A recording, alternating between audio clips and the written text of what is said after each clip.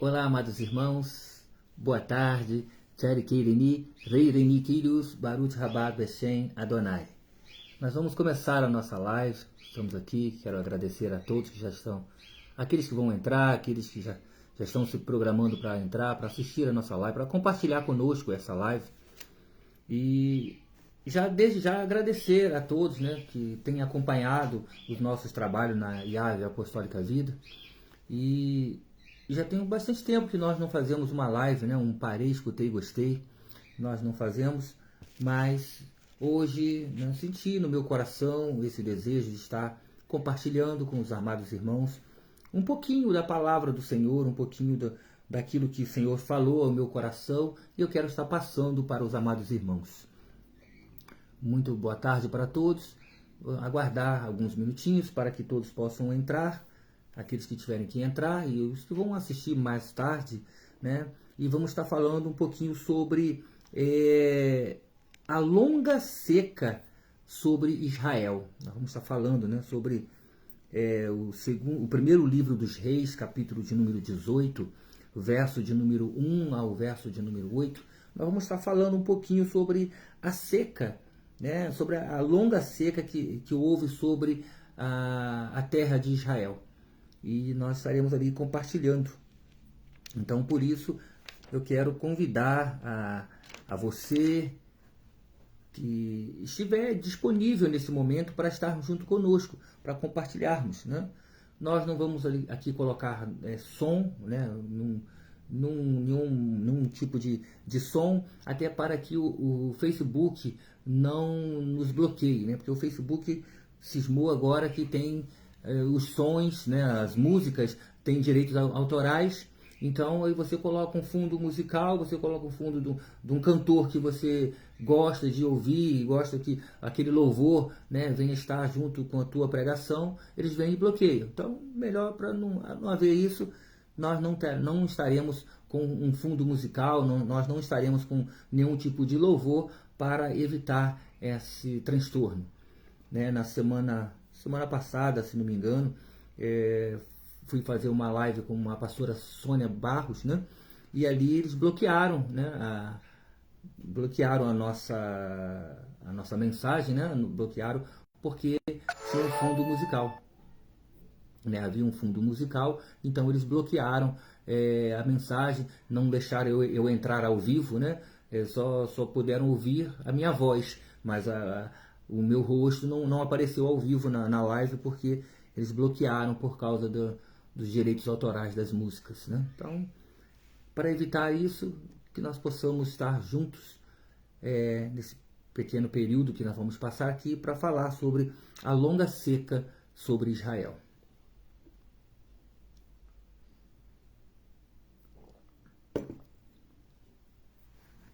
Que nós possamos juntos, né, falar sobre o primeiro livro dos Reis. Primeiro livro dos Reis, no capítulo 18, do verso 1 até o verso 8, onde nós estaremos falando um pouquinho, vamos estar interagindo, né, sobre essa longa seca que houve na terra de Israel, a qual o profeta Elias, né, ele profetizou ao rei Acabe que não iria chover sobre a sua palavra. Mas desde já eu já quero fazer uma oração. Eu quero orar por você que está enfermo nesta tarde de hoje, porque, amados, há muitas pessoas que estão enfermas, muitas pessoas que estão debilitadas e que precisam da intervenção do Senhor. E eu quero estar orando nesse momento. Eu quero colocar todos que se encontram enfermos, se encontram hospitalizados, todos que estão passando por momentos de adversidade, ou com uma febre, ou com uma gripe, ou com pressão alta, ou com um problema cardíaco, problemas, todo tipo de situação que assola as nossas vidas. Vamos orar nesse momento? Amantíssimo Deus, eterno Pai, Senhor, eu venho nessa tarde de hoje. Eu quero, Senhor, nesse momento, pedir a Tua permissão, Senhor, para que eu possa entrar nos átrios do Teu trono, para que eu possa falar contigo, Pai, face a face, para que eu possa ter a intimidade, Pai amado, de poder estar falando contigo nesse momento. Sem cerimônias, sem nenhuma restrição. Eu quero colocar diante de Ti, ó Pai, primeiramente a minha vida em Tuas mãos, a minha saúde, a minha pressão, a minha glicemia. Eu quero apresentar, Pai, a minha parte cardiovascular. Quero apresentar diante de Ti. Porque Tu sabes, ó Pai, quantas das vezes nós temos passado por momentos de adversidade, momentos de enfermidades que têm nos assolado. Mas também, meu Senhor, eu quero apresentar diante de Ti os meus irmãos que encontram-se também em mesmas situações. Seja elas quais forem, Pai. Quais tipo de enfermidade que assola os Teus filhos, até mesmo aquelas que o homem diz que não tem mais jeito. O homem médico diz que não tem mais jeito. Que a medicina não consegue mais comportá-la. A medicina não consegue mais intervir. Mas, Pai, nesse momento eu quero colocar na mão do Dr. J.C. Nazareno, o que é médico dos médicos, o que é PhD em todo tipo de enfermidades. Então, Pai, eu quero apresentar cada um. Não tenho aqui como falar o nome de todas as pessoas, ó Pai, porque eu vou esquecer. Mas o Senhor não esquece, Pai. O Senhor sabe de cada um que já te clamou e pediu a tua intervenção e pediu que o Senhor pudesse entrar com a cura. Então eu só estou simplesmente também intercedendo, ajudando eles, ó Pai, em oração, para que o Senhor possa ouvir os nossos clamores, ó Pai, e curar essas pessoas, curar as enfermidades, curar os males que eles têm sido acometidos. Por isso, meu Senhor, eu quero profetizar nesta tarde de hoje, que o Senhor possa liberar, Pai, a palavra de cura para cada um, Pai, conforme as suas enfermidades. Porque a Bíblia vai dizer, ó Pai, que havia uma mulher que tinha um fluxo de sangue, que já estava há 12 anos com essa enfermidade. Ela simplesmente, ó Pai, sai no meio de uma multidão para tocar no Senhor e ser curada. Havia um homem, um servo que estava enfermo também e o seu patrão pediu que o Senhor lançasse uma palavra, enviasse uma palavra e aquele criado ficou curado. Havia uma menina que estava com um espírito possesso, um espírito demoníaco, e a mãe pedia por socorro e o Senhor enviou, viu a graça sobre aquela mulher e enviou a cura, a libertação daquela jovem, daquela menina. Havia, Pai, também leprosos que o Senhor curara. Havia, Pai, homens paralíticos que o Senhor curara, Senhor. Havia mancos, coxos, aleijados, ó Pai, esmirrados, corcundas, epiléticos, todo tipo de enfermidade, ó Pai, que assola a vida de um ser humano, que o Senhor, todas o Senhor o curara. Todas o Senhor interviu. Então, meu Senhor da glória, eu peço que em nome do teu Filho amado Jesus Cristo, eu peço ao Senhor, entra, Pai amado, com a tua provisão, com a tua misericórdia sobre cada saúde, cada homem, cada mulher, cada criança, cada idoso, que o Senhor possa entrar com a provisão. E coloque, Pai, coloque o teu bisturi, coloque a unção sobre as mãos daqueles que o Senhor colocara como homens na terra que têm a possibilidade de curar, de intervir. Por isso o Senhor deixou os médicos na terra, Senhor, para que eles pudessem, através da medicina, curar as pessoas, sarar, salvar as pessoas. Então, Pai, coloca, Pai, sobre as mãos dos médicos, ó Pai, o bisturi, a anestesia, o dom, Pai, a tesoura, a agulha, para que eles possam fazer as cirurgias, ó Pai. E também na mão dos profetas, dos pastores, dos teus servos, ó Pai, coloca a unção para que eles possam empunhar as mãos e curar toda enfermidade, expulsar todos os demônios e sarar a vida dessas pessoas. Por isso, ó Pai, eu te louvo, eu te agradeço, Senhor, em um nome de Jesus. E eu profetizo sobre a minha vida e a vida dos meus irmãos e daqueles que irão assistir, ó Pai, esta live, irão participar desta live. Eu apresento nas tuas mãos, em nome de Jesus Cristo. Amém e amém. Bom, amados, Nós já oramos, entregamos os enfermos nas mãos do nosso Senhor e agora nós vamos partir para o nosso objetivo. Qual é o nosso objetivo? O nosso objetivo nesta tarde é falar um pouco sobre a longa seca em Israel.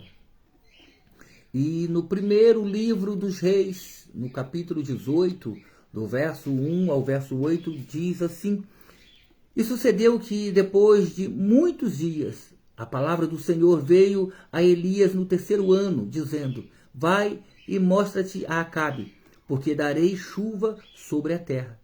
E foi Elias mostrar-se a Acabe, e a fome era extrema em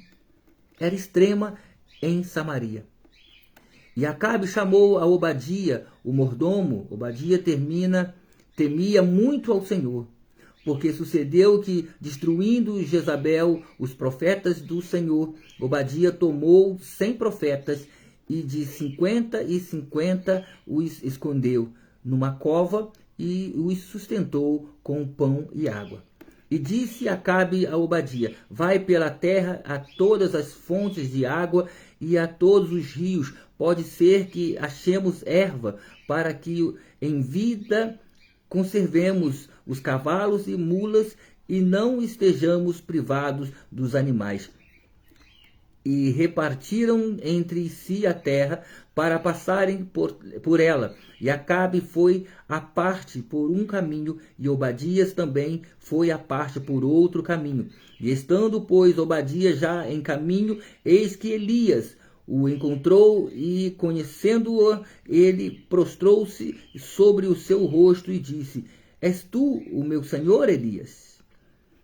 E disse-lhe ele: Eu sou. Vai e diz a teu senhor: Eis que aqui está Elias. Amados, a paz do Senhor, irmã diaconisa Lúcia de Oliveira, da Igreja Assembleia de Deus de Araruama. Deus abençoe a senhora. Seja bem-vindo à nossa live. Que Deus possa estar edificando a sua vida nessa tarde de hoje. Aqui então, amados, nós estamos falando sobre quando Elias encontra o profeta Obadias, que era o mordomo de Acabe, a qual, nesse momento, Elias fala para Obadias ir avisar a Acabe que ele voltou, porque aqui já passou-se um período a qual de 3 anos e meio que não chovia nessa terra.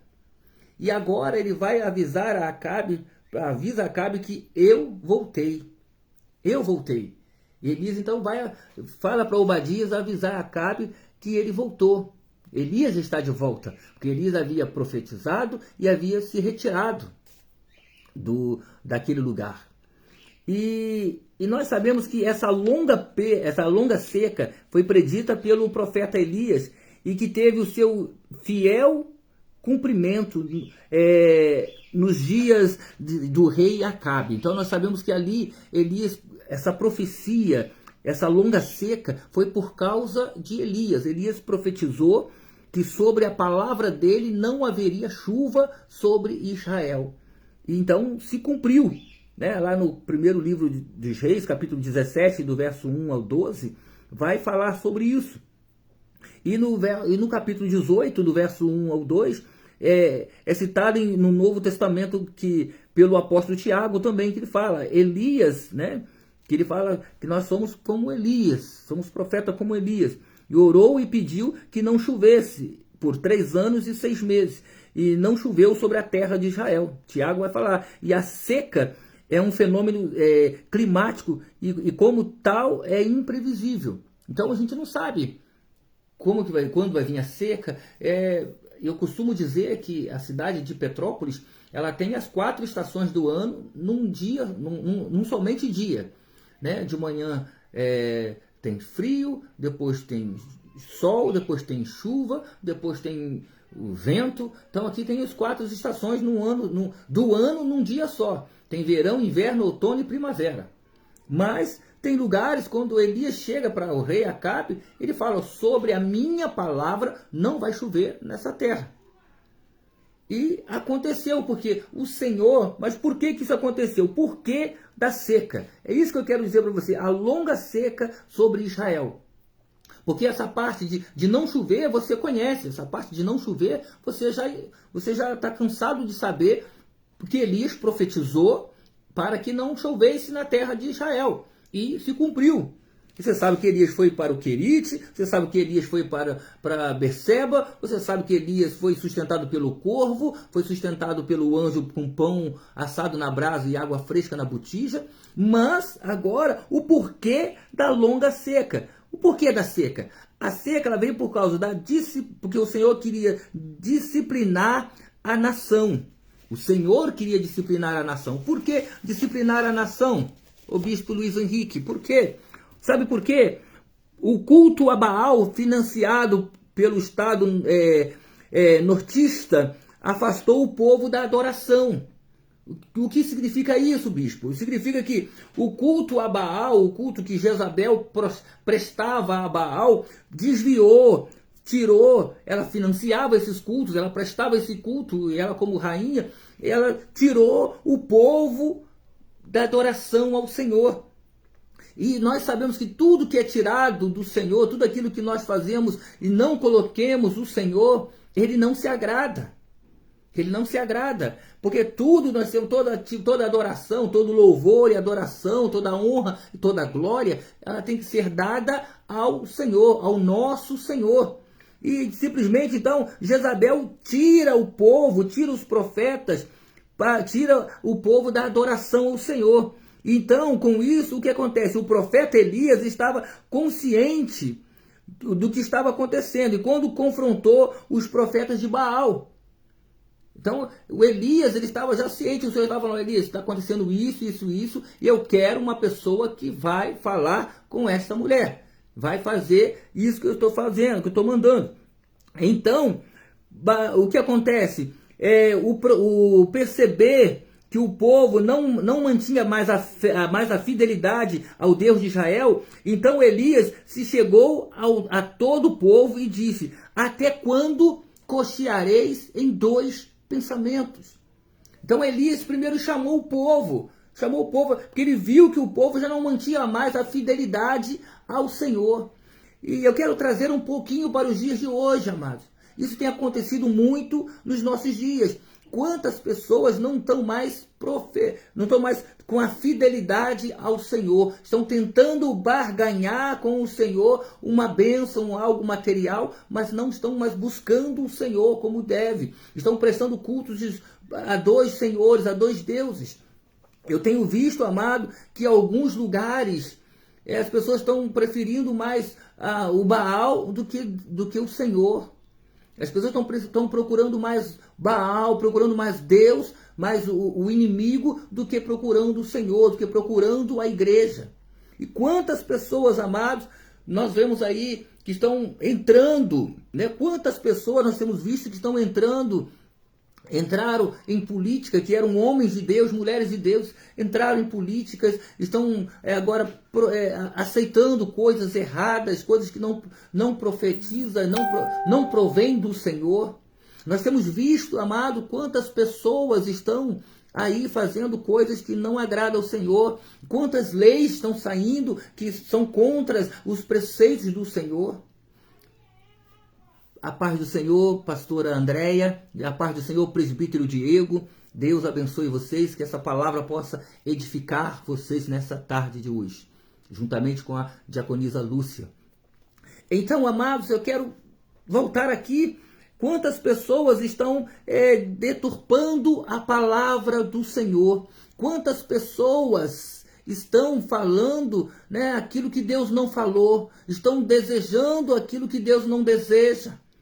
Então, nós temos visto aí que os nossos filhos, amados, estão sendo instruídos para outros caminhos. A Bíblia diz, ensina o teu filho ao caminho que ele deve andar.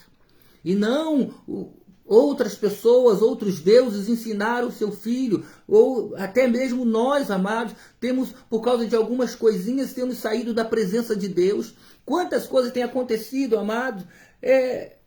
Tudo isso está dentro dessa disciplina que o Senhor está fazendo para a nação. essas enfermidades que estão acontecendo, amados, quantas enfermidades estão chegando ao país. São doenças como essa que nós passamos aí em 2019, que ainda temos ainda um resquício delas, né? Que é chamada o Covid-19. Esse Covid-19, ele é algo que nós não temos a solução. Quantos já tomaram vacina e morreram com a vacina? Quantos não tomaram e morreram também? Quantos não tomaram e estão aí? E quantas coisas têm acontecido por causa da disciplina de Deus? Porque muitos amados, a nação, não é um, dois, é a nação, deixou a fidelidade ao Senhor. Muitas, quando veio a pandemia, quantas pessoas abandonaram o Senhor? Quantas pessoas preferiram dinheiro, preferiram auxílio daqui, auxílio dali, mas esqueceram da adoração ao Senhor? Quantas pessoas, amado, quando voltou as igrejas a serem abertas, não voltaram para os cultos, não voltaram para adorar o Senhor? Aí a desculpa, porque eu estou fraca, porque eu tenho que trabalhar, porque eu tenho que pagar isso, pagar aquilo outro. Tá, mas se não for o Senhor, ora diga, Israel. O que adianta você trabalhar, ganhar e não poder desfrutar? Porque primeiro buscar em primeiro lugar o reino de Deus e as suas justiças, para que as demais coisas vos serão acrescentadas. Mas tem pessoas, amadas, aqui nesse caso, eles estavam adorando a Baal, eles esqueceram do Senhor, esqueceram que o Senhor que fazia, do Senhor que operava, e começaram a adorar por causa de Jezabel, e por causa da opressão de Jezabel. E diz aqui, amados, que o Senhor é Deus. Aí eles falam para eles, vocês estão cocheando em dois pensamentos. Se o Senhor é Deus, segui-lo. Se é Baal, então segui-lo também. De fato, a palavra hebraica aspi, traduzida como pensamentos, mantém o sentido de ambivalência ou opinião dividida. A idolatria havia dividido o coração do povo. Para corrigir um coração dividido, somente um remédio amargo surtirá efeito. Qual é esse remédio? Jesus, o Senhor, entrar com a provisão. O Senhor trazer algo que iria afetar a população. E o que ele fez para afetar essa população, para despertar? Qual foi esse antídoto, esse remédio amargo que o Senhor mandou? E lá em 1 Reis, capítulo 18, versículo 37, ele vai dizer que ele traz aqui, ele traz a solução para aquilo que estava acontecendo. Porque o Senhor não tem esse negócio meio termo, é sim ou não. Revelar e também essa seca, ela veio revelar a divindade verdadeira do Senhor. Ela vem desvendar, ela vem revelar. Pega essa visão aí, presbítero Diego. Essa seca veio revelar a divindade verdadeira do nosso Senhor. Quando Jezabel veio para Israel, não veio sozinha, ela trouxe consigo a sua religião e uma vontade obstinada de fazer de seus deuses o principal objetivo de adoração entre os hebreus. Então Jezabel, quando ela veio para Jerusalém, quando ela veio para Israel, quando ela veio morar ali, casar com Acabe, com o rei Acabe, ela fez o quê? Ela trouxe consigo, ela não veio sozinha, ela trouxe consigo uma legião da sua religião, ela trouxe a sua religião, os seus adeptos, ela trouxe os seus deuses para junto da sua casa, para junto do povo a qual era hebreu, do povo que acreditava no Deus de Israel, no Deus vivo. E ela agora começa a fazer o quê? De fato, observamos que o culto ao Senhor foi substituído pela adoração a Baal e a Acera. Né? E a Acera. Ela começa a fazer os cultos a Baal e o culto a Acera, a deusa Acera. Principais divindades dos sindônios. Então, tu imagina agora o Deus olhando para aquilo, vendo o seu povo adorar outros deuses. É as mesmas coisas, amados, que está acontecendo nos dias de hoje. Eu fico imaginando o presbítero Diego, pastor Andréia, diaconisa Lúcia. Eu fico imaginando o Senhor olhando para as igrejas, vendo igrejas. Tem coisa errada aí. Eu não vou falar porque senão tudo é homofobia, tudo isso, tudo aquilo outro, é processo, um monte de coisa. Até para pregar a palavra você não pode pregar mais. Tá entendendo? Até para pregar a palavra você não pode pregar mais, porque vai ofender fulano. Se você fala do demônio, está ofendendo a religião afro, a religião afro. Você não pode falar de demônio, você não pode falar disso, aquilo, outro. Se você falar da Bíblia, a Bíblia está dizendo aqui que Jezabel afligiu os conceitos da igreja. Ela está dizendo que ela trouxe os seus deuses, a sua religião, para o lugar que tinha uma religião, que já tinha um Deus. Ela trouxe Baal, ela trouxe Acera para Jerusalém, para onde tinha um Deus chamado Yahvé. Aleluia. Você está entendendo? Ela trouxe para um lugar, ela tirou o nosso Deus e botou os deuses dela. Eu fico imaginando quando Jesus, o Senhor, né, ele olha para as igrejas hoje e vê um monte de coisas dentro das igrejas. Um monte de fantasias, um monte de coisas que você, mas não foi isso, não é essa adoração que eu quero. Eu quero os verdadeiros adoradores, os que adoram em espírito e em verdade. Aquele que busca a minha palavra, aquele que lê a minha palavra, aquele que vive a minha palavra. Tem pessoas aí, amados, que estão deturpando, como Jezabel, deturpando a palavra para colocar os seus deuses, para colocar as suas vontades. Jezabel ela fez isso. Ela colocou os seus deuses e tirou a vontade, tirou o Deus de Israel para colocar os seus deuses. O que significa colocar as suas vontades. Tem muitas pessoas, amados, muitas igrejas que estão tirando Deus para colocar as suas vontades. Oh, aleluia.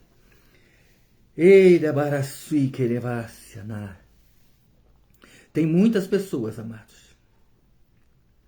Muitas pessoas que estão tirando Deus.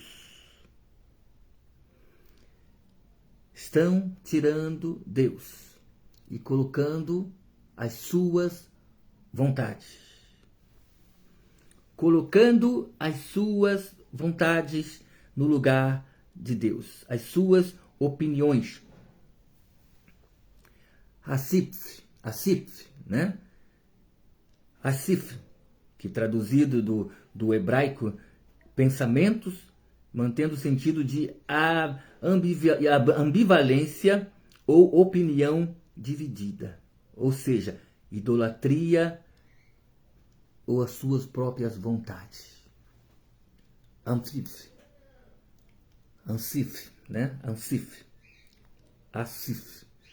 Estão tirando Deus e colocando as suas próprias vontades, os seus próprios quereres. Jezabel fez isso. Outra coisa, amados, outra coisa que aconteceu. A consequência deste ato foi uma total decadência moral e espiritual. Baal era o deus do trovão, do raio e da fertilidade, e supostamente possuía poder sobre os fenômenos naturais. A longa seca sobre o reino do norte criou as condições necessárias para que Elias desafiasse os profetas de Baal e provasse que tal divindade não passava de um Deus falso. Deus não precisa provar nada para outros deuses, para ser Deus, mas o homem costumam responder favoravelmente quando usa as suas razões e são convencidas pelas evidências. Então, o que significa? O que eu quis dizer com isso? Você vai me perguntar, mas o bispo, o que você quis dizer com isso? Eu quero dizer que Deus não precisa provar que ele é Deus. Baal precisa provar que ele é Baal. Foi o que aconteceu no monte. O que aconteceu no monte? Quando Elias coloca ali, faz a sugestão. Vocês cocheiam em dois pensamentos. Se Deus é Deus, se Deus for Deus, na tua vida ele é Deus. Se for Baal, então Baal é na tua vida. E ali os profetas reuniram para uma batalha. E essa batalha, qual foi? Que tipo de batalha aconteceu ali? Aconteceu que Elias ele faz uma proposta para o povo. Faz uma proposta para Baal. Vocês vão ter um período, cada um de nós, vamos matar um cordeiro, vamos fazer um holocausto. Vamos fazer um holocausto aqui. Aquele que responder com fogo, esse vai ser o Deus. Esse vai ser o Deus. Esse que vai reinar. E aquele que perder, esse vai ser eliminado. Então Elias faz o quê? Primeiro ele dá a oportunidade aos profetas de Baal e de Acera. E a quais eles ali faz o quê? Coloca ali o holocausto, o holocausto em cima daquele altar, e eles começam a invocar a Baal.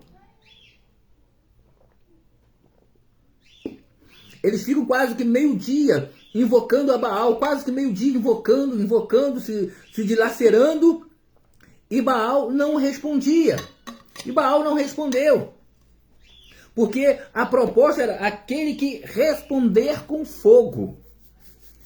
Porque diziam que Baal, ele era o deus do quê? O deus do trovão, do raio, da fertilidade, e supostamente possuía poderes sobre os fenômenos da natureza. Então, o que acontecia ali? Se Baal é tudo isso, então vamos fazer um teste, vamos fazer uma competição. Aquele que responder com fogo, porque Baal ele respondia pelo fenômeno da natureza. Baal respondia pelo raio, pelo trovão. Então, ele tem poder. Então, se o teu Deus responder com fogo, ele é Deus. Se ele não responder, ele não é Deus. Então fizeram. E Elias deu um prazo para os profetas que estavam ali se dilacerando, gritando, clamando Baal, Baal, e Baal nada de responder. E Baal nada de responder.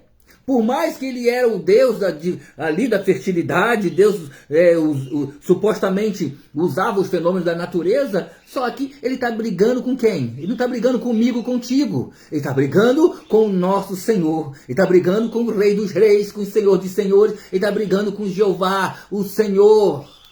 Aleluia. Ele está brigando com o nosso Deus. Por isso que a Bíblia fala que essa batalha, essa peleja não é nossa, essa peleja não é tua, essa peleja é do Senhor. E agora Elias, depois que deu a oportunidade, eles não conseguiram nada, eles falaram assim, agora é a minha vez. Mas Elias, antes de fazer o holocausto, antes de fazer tudo aquilo que os profetas de Baal fizeram, Elias primeiro reconstruiu os altares. Ele reconstruiu o altar. Ele restaurou o altar. Porque, amado, é necessário restaurarmos primeiro a nossa vida, o nosso altar, para que o nosso altar, a nossa vida seja o quê? O holocausto. A nossa vida tem que ser o holocausto para o Senhor. Então Elias restaura o altar primeiro, faz uma vala em volta do altar, coloca ali a lenha, coloca ali o holocausto, né? o cordeiro que era para ser imolado ali, e manda colocar água dentro daquele rego, daquela vala que foi feita ao redor do altar, e joga água sobre aquele holocausto, sobre aquele animal que estaria sendo ali sacrificado. Elias coloca água.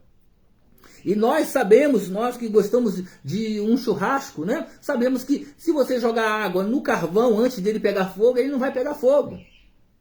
O carvão só pega fogo com ele seco. Senão ele não vai pegar fogo. Nós sabemos disso. Mas Elias confiava no Deus que ele servia. Então Elias manda jogar água sobre aquele holocausto, sobre aquele lugar. A paz do Senhor, bispo Birajara. Que Deus abençoe o Senhor. Então agora Elias manda colocar água no rego, naquela vala, e coloca água sobre o holocausto que ali está, sobre aquele animal que ali está, que vai simbolizar o holocausto até para o Senhor. E agora Elias simplesmente ora ao Senhor, e diz a Bíblia que cai fogo do céu e consome o holocausto e consome toda a água que estava ao redor. E o holocausto estava molhado, o carvão, a lenha estava molhada, o altar estava molhado, o rego, a vala em volta estava molhada. Porque Deus, ele responde aquilo que é sobrenatural. Porque o natural nós sabemos fazer, é pegar um carvão seco, jogar álcool ali, jogar álcool, jogar alguma coisa e ele acende. Agora quero ver você jogar água e lançar o fogo e ele acender, porque Deus faz coisas sobrenaturais. Deus faz aquilo que nós não sabemos fazer, que Deus faz aquilo que Baal tenta fazer, mas não consegue fazer. Então, por isso, amados, essa foi a evidência a qual Elias traz sobre aquela situação. Agora, o segundo tópico é os efeitos da seca. Os efeitos da seca, amado. Primeiro, a escassez e a fome. O efeito da seca foi o quê? A escassez e a fome. Por quê? A Escritura afirma que a fome era extrema em Samaria. Segundo o 1 Reis 18:2 vai dizer que havia que uma fome, diz assim, e foi Elias mostrar-se a Acabe e a fome era extrema em Samaria. 1 Reis 18:2. Era extrema a fome em Samaria. A seca já havia já havia provado que Baal era um Deus impotente frente aos fenômenos naturais, e a fome demonstrou à nação que somente o Senhor era a fonte de toda provisão. Então, ali Elias já começou a desmascarar a Baal. Já começa a desmascarar o Deus de Jezabel. Por quê? Porque Baal, ele era o Deus, era considerado o Deus, com D minúsculo, da fertilidade, era o Deus do trovão, o Deus do raio, Deus da natureza. Então Baal era tudo isso. Só que agora a seca já havia provado que Baal era um Deus impotente. É um Deus impotente. É um Deus que não pode todas as coisas. E mais interessante, e o Senhor é a fonte de toda a provisão. Então agora eles começaram a entender, o povo começou a entender que o Senhor é o Deus da provisão, não mais Baal. Outra coisa que me chamou a atenção, sem ele não haveria chuva e, consequentemente, não haveria alimento. Então ali já começa ali, Deus é o Deus da provisão, e sem ele não haveria chuva, e sem ele não haveria provisão para aquele povo. E sem ele não haveria chuva e, consequentemente, não haveria o alimento. E revela que até mesmo os cavalos da montaria real estavam sendo abatidos. O desespero era geral. Então, a situação estava sendo caótica naquele lugar, bispo Birajara. A situação estava sendo caótica naquele lugar, presbítero Diego, pastora Andréia, diaconisa Lúcia. Aquele lugar agora ali, até os cavalos reais, o cavalo real de Acabe já estava passando necessidade. Não tinha mais capim para eles comerem. Tanto que Acabe, no verso de número 5, vai dizer o quê? E disse Acabe a Obadias: vai pela terra a todas as fontes de água e a todos os rios. Pode ser que achemos, olha só, pode ser que achemos erva, para que em vida conservemos os cavalos e mulas, e não estejamos privados dos animais. Então Acabe está dizendo ali, Obadias, tu vai pelos rios, por toda a terra e pelos rios, e todas as fontes de água, procurar ervas, para que nós possamos dar para os cavalos, para que nós não fiquemos, para os cavalos e para as mulas, para que nós não fiquemos privados dos animais. Significa, para que nós não tenhamos que matar os animais, e quando precisarmos dos animais para sairmos, nós não teremos. Nós não teremos. Por quê? Porque a situação, o texto revela que até mesmo os cavalos e montaria real estavam sendo abatidos. O desespero era geral. A propósito, o texto hebraico, né, vai dizer que a estiagem foi violenta e severa. E a verdade é que o pecado sempre traz consequências severas e amargas e pesadas. Então significa que essa situação estava já caótica por causa do pecado da população. Aqui, nós não estamos culpando o Baal, não. Estamos culpando a população, porque se voltou aos deuses de Jezabel. Eles tinham um Deus, eles deixaram a adoração do Deus que estava servindo a eles, estava prosperando eles, abençoando eles, para servir um Deus supostamente que faria supostamente coisas maiores para eles. Então veio aqui, então o que aconteceu aqui? A estiagem foi violenta e severa. E a verdade é que o pecado sempre traz consequências amargas, horrendas. Aí agora vem outra coisa que me chamou a atenção. Endurecimento ou arrependimento? O que houve diante dessa situação?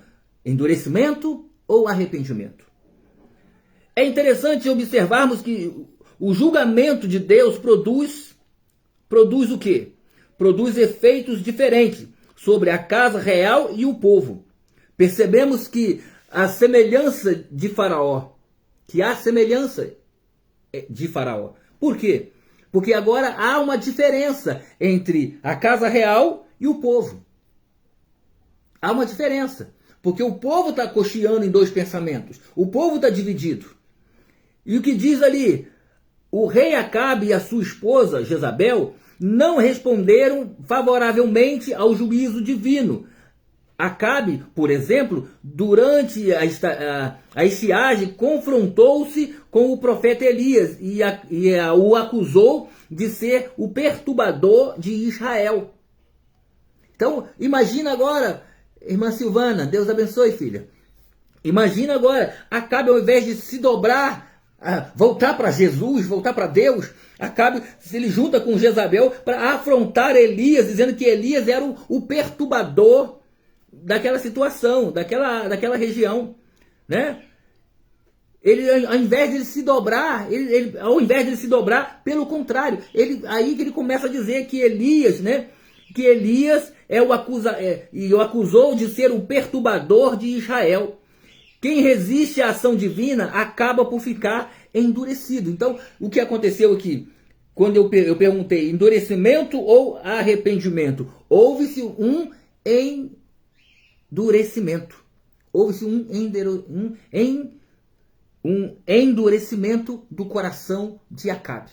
Acabe ficou com o coração endurecido. Acabe não queria mais dar razão à situação que estava acontecendo, e sim culpando Elias de ser o perturbador da paz de Israel, perturbador da situação que eles estavam vivendo naquele momento. E o que mais me chamou a atenção?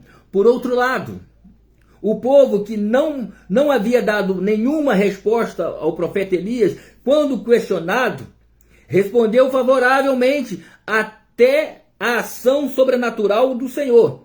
O que, vendo todo o povo, caiu sobre os seus rostos e disse: o Senhor é Deus. Só o Senhor é Deus. Olha a diferença. Acabe endureceu o coração. O povo tentou, supostamente se arrependeu, dizendo: só o Senhor é Deus. Só o Senhor é Deus. No Novo Testamento alerta: e ouvirdes hoje a voz do Senhor teu Deus, não endureçais o vosso coração. Abacuque, capítulo 3, versos 7 e 8. Se ouvirdes hoje a sua voz, não endureçais o vosso coração. Se você ouvir a voz do Senhor, não sei quem está ouvindo essa live, que já passou aqui vários nomes aqui, eu não sei se você está com o coração endurecido com a igreja. Eu não vou mais naquela igreja, porque fulano falou isso, Bertano falou aquilo outro, porque o pastor não olha para mim, o pastor não me cumprimenta, o pastor não me visita. Para, não endureça o teu coração, porque as consequências serão maiores. As consequências serão maiores. e simplesmente a provisão divina na seca. A provisão divina na seca, amados, foi uma provisão, primeiro o quê? Foi uma provisão pessoal. Por que pessoal? Há sempre uma provisão de Deus para aquele que aquele que o serve em tempos de crise. Você tem servido o Senhor mesmo na adversidade? Você tem servido o Senhor mesmo no momento de adversidade, de lutas, de provas? Você tem servido o Senhor mesmo não tendo condições, aparentemente? Porque o Senhor, Ele quer os verdadeiros adoradores, amado. Irmã Perla, que Deus abençoe. Seja bem-vinda também. Então o Senhor, Ele quer que nós façamos o quê? O adoremos independente das circunstâncias. Abacuque capítulo 3, versículo 18 vai dizer: ainda que a figueira não floresça, que não haja fruto na vide, ele conta ali uma história todinha ali, que mesmo que aquilo tudo não aconteça, ele diz, mas eu adorarei o Senhor, todavia eu me alegrarei ao Senhor. De qualquer maneira, eu estou com o Senhor, de qualquer maneira Ele é Deus na minha vida. Ele me dando ou não me dando, Ele fazendo ou não fazendo, Ele continua sendo Deus na minha vida. É isso que o Senhor está procurando de nós nesse dia de hoje, amado. Sermos verdadeiros adoradores. Que nós venhamos adorá-lo em espírito e em verdade. Que nós venhamos estar com Ele em todos os momentos. Nos momentos bons, adorá-lo. Nos momentos ruins, também adorar. Porque ele continua sendo Deus. Ele continua sendo Deus, né, em qualquer tipo de situação. Embora houvesse uma escassez generalizada em Israel, Deus cuidou de Elias de uma forma especial que nada veio lhe faltar. Todo Israel praticamente estava passando por necessidade. Os profetas que se dobraram diante de Baal, as pessoas estavam passando necessidade, mas Elias foi provido pelo Senhor. E os profetas, os 100 profetas que Obadias escondera, também foram beneficiados. Ainda teve profetas que Obadias o escondera. Então, o que eu quero dizer para você,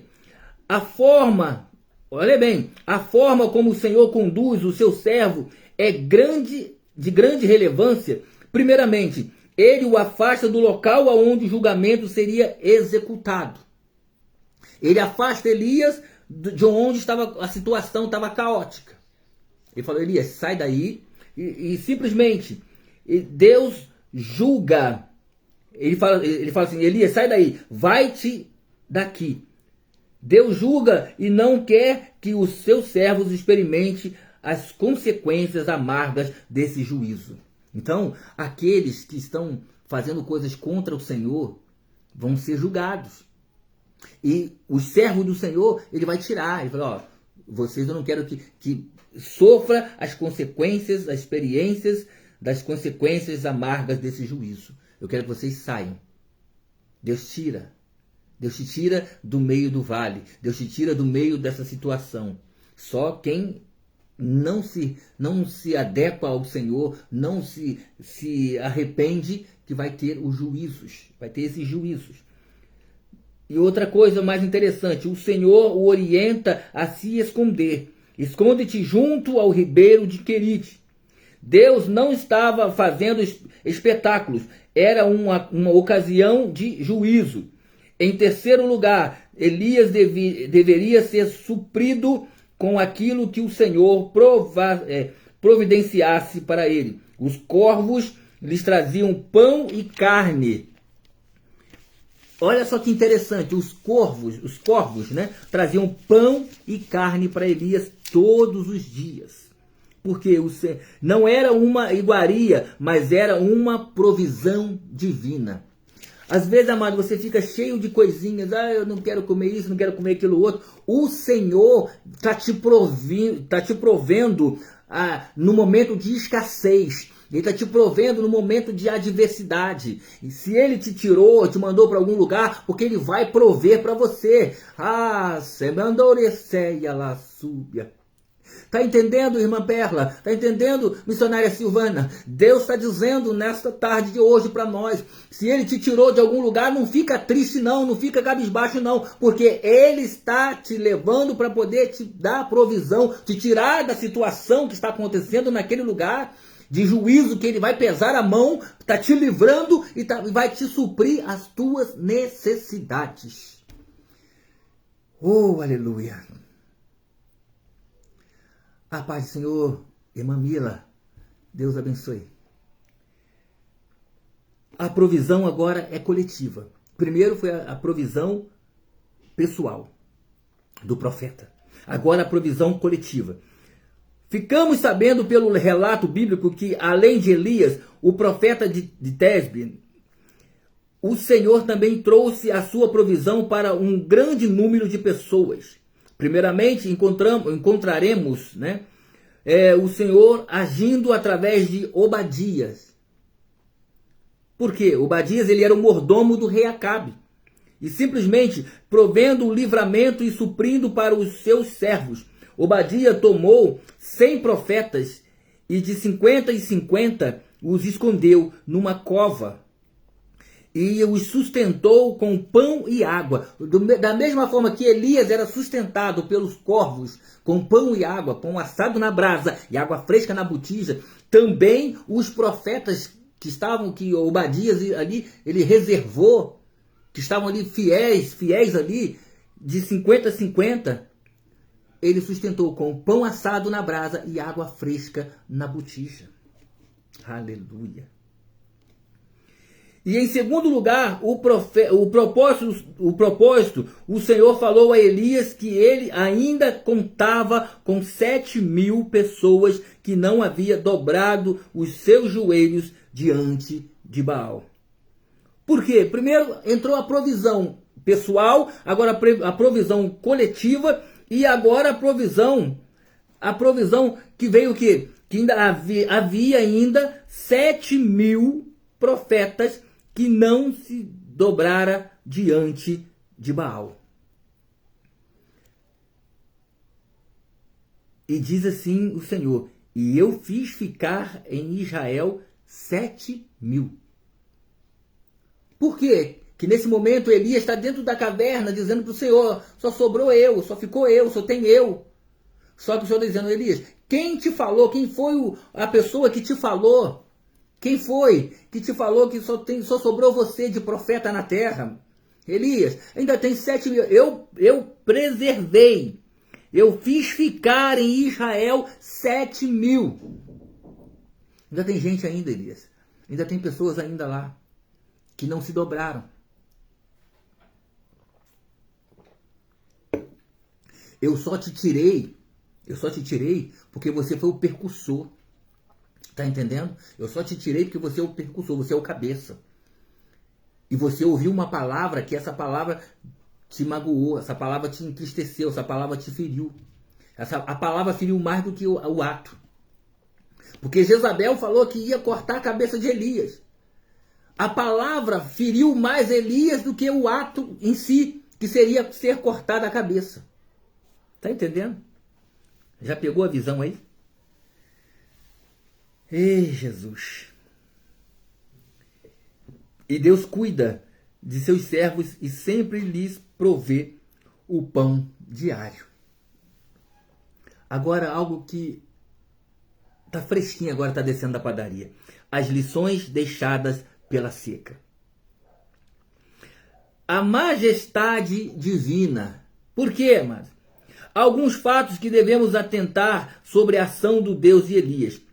Conforme registrado nos versículos do capítulo 17 do primeiro livro dos Reis, antes de mais nada, a sua onipotência, ele demonstra controle sobre os fenômenos naturais, aquilo que lá atrás falaram que Baal era.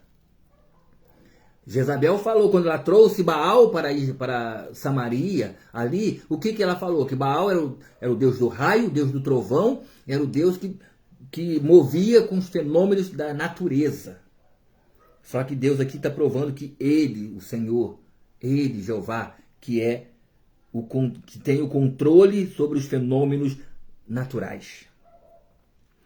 Em segundo lugar, Deus mostra a sua onipresença. Primeiro, ele mostra a sua onipotência. Ele é potente, ele é onipotente para fazer as coisas sobrenaturais. Sobre os fenômenos da natureza, sobre todo tipo de situação. Agora, em segundo, a onipresença. Durante esse fato, Elias, ao se referir ao Senhor, reconheceu como um Deus sempre presente. Deus é sempre presente, ele é onipresente todos os dias na nossa vida.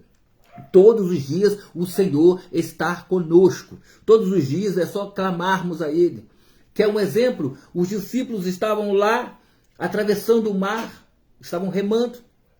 Jesus ficou no monte despedindo a multidão e ali começou a orar e de repente diz que veio um vento, a noite começou a se escurecer muito rápido e veio um vento que começou a assolar o barco e os discípulos estavam ali remando e de repentemente Jesus vem até eles andando sobre as águas. Ali nós podemos ver que ele move o fenômeno da natureza, porque ele anda sobre as águas, que os discípulos ali começam a achar que era um fantasma, começam a gritar atemorizados, e Pedro pede então se é ele mesmo, se fosse o Senhor, que ele pudesse descer e ir até onde Jesus estava. Jesus falou, então desce, e Pedro desce ele caminha sobre as águas, ele vai em direção ao Senhor, só que ele se assusta, né, com a situação, porque ele estava andando sobre as águas, ele tira um pouquinho daquilo que ele realmente, da convicção que ele queria, e ele afunda, e o Senhor levanta Pedro pela mão, e os dois andam de novo pelas águas para poder subir ao barco.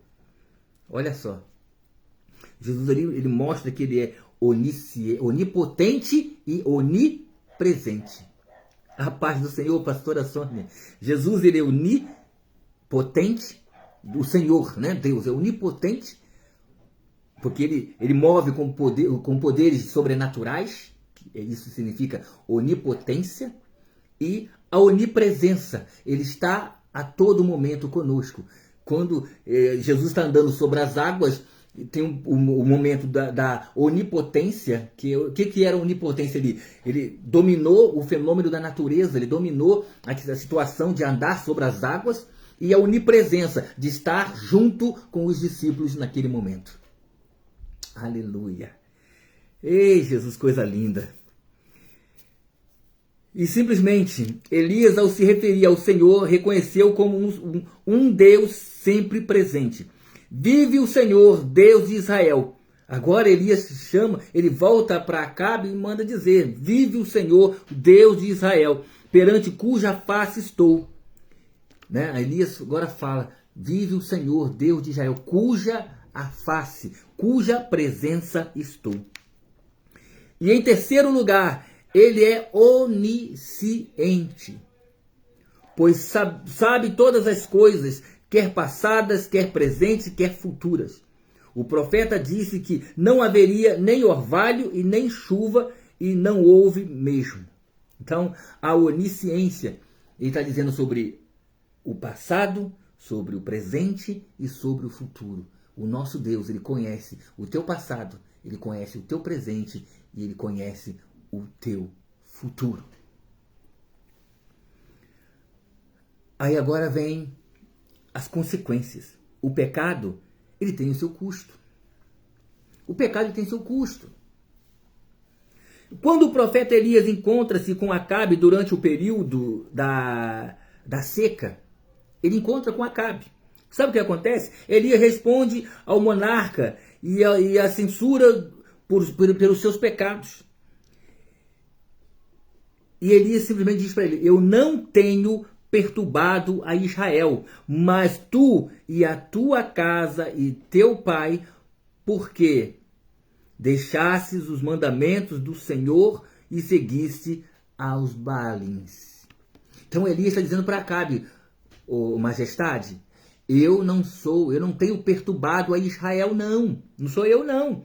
Pelo contrário, é o Senhor e a tua casa que tem deixado os mandamentos do Senhor. Para o quê? Para adorar os Baalins, para seguir os Baalins, esses deuses que a tua mulher trouxe para essa terra. Então Elias ali ele fala com o rei Acabe. Em outras palavras, Elias afirma que tudo o que estava acontecendo em Israel era resultado do pecado dele. O pecado pode ser atraente, até mesmo desejável, mas tem um custo muito alto. Não vale a pena.